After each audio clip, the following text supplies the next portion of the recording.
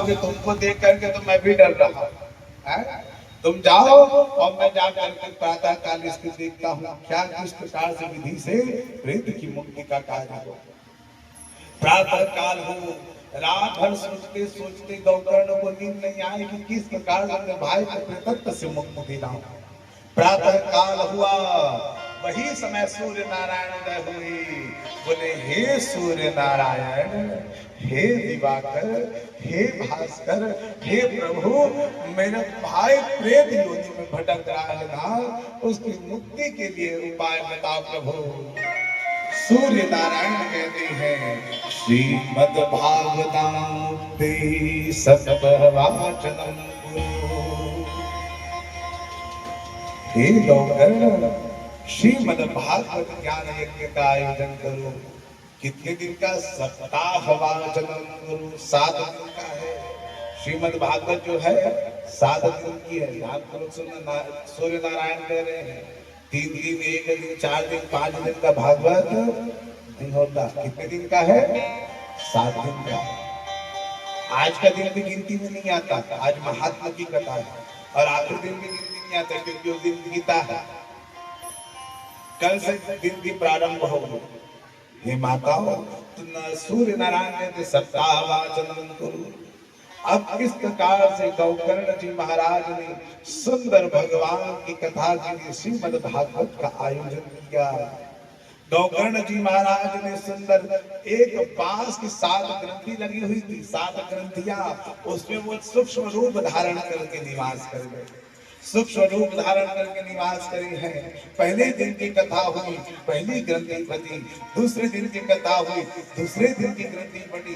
धीरे धीरे धीरे करते करते 7 ग्रंथियां टूट गई। वही समय गौकर्ण जी महाराज सायुज्य मुक्ति को प्राप्त किए। कैसा?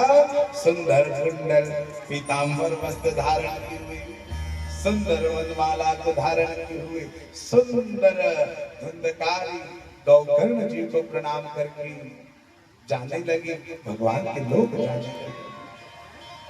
तब भगवान, जब गौकर्ण जी महाराज देखते हैं कि अरे कथा तो सब सुने हैं महाराज, कथा तो सब सुने हैं, परंतु धुंधकारी ही सायुज्य मुक्ति को कैसे प्राप्त किया?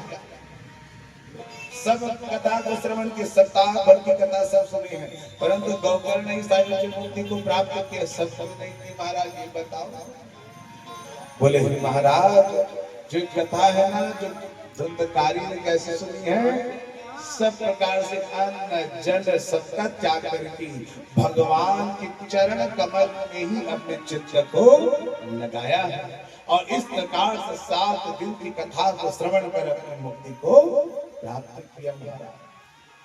ठीक है, फिर सुंदर समय आया, श्रावण महीने में सभी की मुक्ति के लिए फिर जो गौकर्ण जी महाराज ने सुंदर कथा का आयोजन किया। सावन के महीने में सभी के लिए मुक्ति की जब कथा श्रवण हुई, सप्ताह भर की कथा होने के पश्चात गौकर्ण जी महाराज के द्वारा सबको मुक्ति प्राप्त किए और उसी सभा मंडप पर भगवान विष्णु शंख चक्र गदा पद्म कृत मुकुट धारण किए सभा मंडप पे आए। बोलो कृष्ण कन्हैया लाल की जय। सुंदर गौकर्ण को भगवान नारायण गले से लगाया है। वाह बेटा गौकर्ण, तुमने एक भाई की नहीं सबकी मुक्ति का साधन किया बेटा। सुंदर गौकर्ण जी महाराज को गले से लगा करके भगवान अपने लोक की ओर गमन कर गए। बोलो कृष्ण कन्हैया लाल की जय हो।